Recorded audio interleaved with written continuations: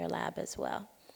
Actually, I have something to add along the same lines. I was trying that same strategy when I first was about to transfer from Miami Dade College to University of Miami.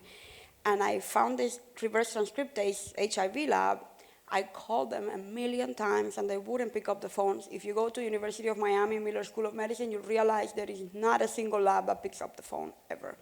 Didn't know that at the time. I was like, okay, I have to find another way to get there. So you always have to find a way. It so happened when I was at Harvard and I met Dr. Saxton at Harvard Medical School, he knew the main scientist that ran the lab, the principal investigator, and he said, well, before you come to my lab, I would like you to get some experience. Is there a lab you're interested in? And I said, yes, Walter Scott's lab, nothing else, you get me in there. Next day, I was in. And you need to really know what you want and go for it and find every little path. Just like that mouse that's jumping and running away, you gotta do the same. Because I promise you, nobody else will do it for you. And it's absolutely worth it. Ask again. And I agree to what my fellow panelists just said, but I would like to add one more thing. Do something that you're going to love doing. Because at the end of the day, it's going to be your career, is what you're going to do for the rest of your life. So if you choose something, I know maybe now you're in engineering, but if that's not where your heart is, if that's not what you really want to do, really do these kind of goal settings, trying to figure out exactly what you want to do, because at the end of the day, you want to do something you love to do. So when you go to work, it's not really work, but actually you go in and then doing something that you love to do. Let me add one more thing. Unfortunately, in this world, it's not what you know. A lot of times it's who you know. So you need to network. And who knows you? Because sometimes you may know them and they're like, oh, I don't remember this person, but make sure they know you. It's all about building relationships, building a network, keeping up with those people. These long-term relationships, people remember you. After many years, like, oh, that person, yes, I can refer some work to this person. Oh, I could recommend you for a job or whatever opportunity. It's really important. The power of a network, it's unbelievably important. Okay, so I know when you're a student, you're thinking, when someone says network, what does that mean? I need to find a person who knows another person. Sometimes it's as simple as all of you in this group together in STEMinar actually having real conversations. You know their father, you know their mother, because guess what? If you ask me about a person, I'll say, oh, the name starts with an M. But if you ask me their child, I'll remember their child. I'll remember the dog story we had. So you want to have authentic conversations that the individual is remembering who you are as a person, right? So just going and giving out business cards does not necessarily help with networking, right? We had a speaker yesterday who worked for Carnival Cruise, and she had mentioned with networking, you have to remember to go with your presence. Be present. How you present yourself is important, right? How you articulate is important. So if you know you're connecting with people, you want to make sure that you leave a memory behind. And what that memory is, a positive memory, right? You don't want to leave just a memory. A positive memory, a personal memory. Because people remember things about who you are as an individual. So keep that in mind as you network and as you connect. So we've been talking about different things that you've done as a female, and you graduated from Miami Dade, you went to FSU, Nashville. So you've come with different experiences, and you've all moved from somewhere else. So in Miami, especially Miami Dade College, our students, in particular our female students, have challenges leaving our beautiful city. We've got the beaches, right? It's beautiful. But from all your stories, we can see that opportunity changes things for people. So what advice would you have, not just for our students, but for our students to convince their families that it's okay for them to leave Miami to take advantage of the scholarships that they receive or the internships that they receive? You talked about going to Harvard. How do we convince our families? Can I take that? I mean, are you all over 18 years of age? Then you don't need convincing. You don't need to convince them. You need to do it. You know, there's this thing with Hispanics, at least. I can speak for Cubans, right?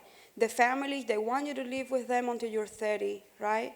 This proverbial millennial that never leaves the house. American parents, at least that I know because my husband's family is all American, they want to chase the kids out of the house at 18. Cubans want to keep you in the house until you're 30. But we have to find a happy medium. And the truth is, if you stay under your mother's or your father's wing, you're never going to get those opportunities. When I went to Harvard, I cannot tell you the misery that I went through in the sense like I was broke. I was lonely as hell. I had never been that lonely my entire life. I went to a high school in Cuba, a boarding school, where I lived with another 47 girls in the same place. Imagine, I had never been that alone. I had never been away from Cuban food. There was like one Cuban food place in Boston, and it was in the middle of the ghetto, and I was terrified to go there, so I didn't have Cuban food for 3 months. I lived out of a can of tomato sauce and spaghetti from CVS. I was on my way from the lab to the train station. So misery of living your dream.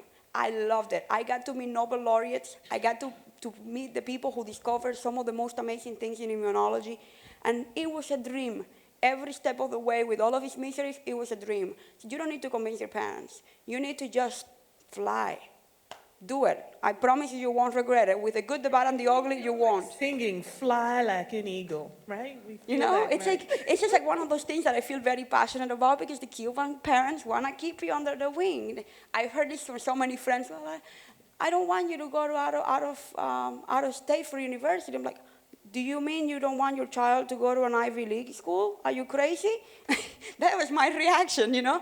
To each their own, but that's my 2 cents. Well, my story is a little bit different because, you know, I'm come from a Haitian family. It's a similar situation with the Cubans, I would think, because they don't want their kids to go far away. And imagine I'm the only girl in my family. But I was fortunate enough to have parents that understood the education of having a great education. So I remember having to leave my mom. She was sick. But my dad took me and drove me to FSU.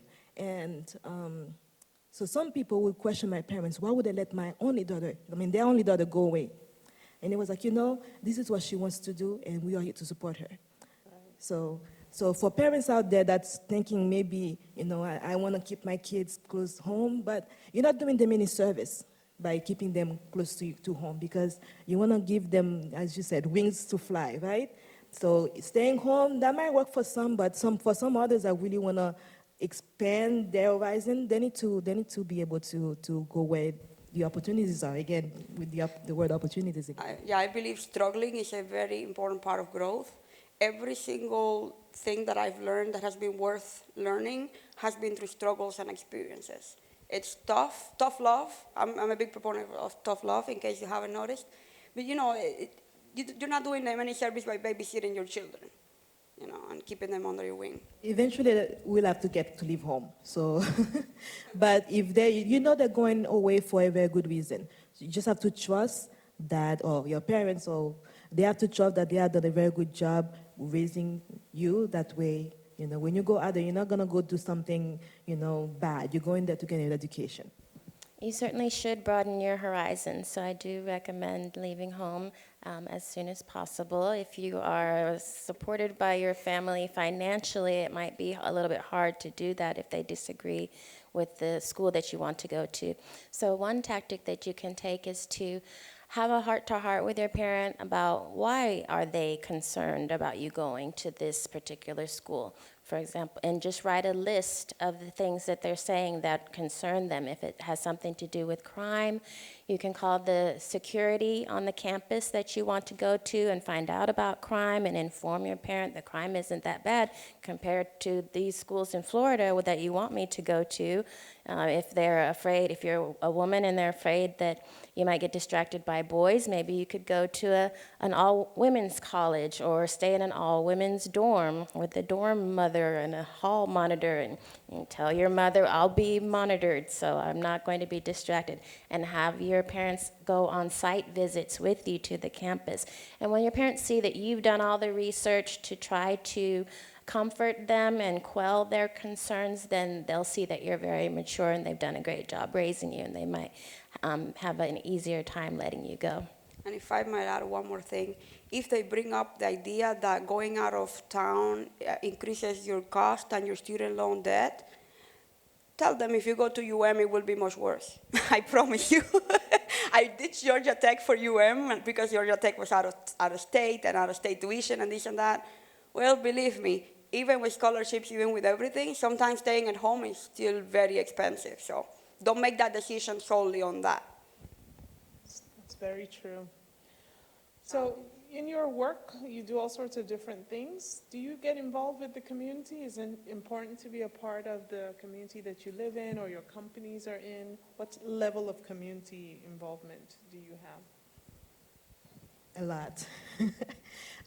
Well, first start with my church. I go to the Notre Dame de Haiti Catholic Church. And a few years ago, we just had a brand new church built. So I was part of the building committee, and I was actually the chairwoman of the building committee. So I was involved with helping the church understanding the ins and outs of construction and the bidding process and trying to, identify which contractor to go with and meeting with the archdiocese to, trying to get that coordination going. So that's one aspect as part of the church. I also teach at the church too on Saturday for kids. I am involved in this women organization called Pulse of Life Women Organization. So we try to educate women and provide support for all women, trying to, getting opportunities out there for them, or if they need help, we find support to help them with that. And of course, at work, FPL have a great community service that they do, and I do take my kids sometime to those community service events. Okay, well, thank you.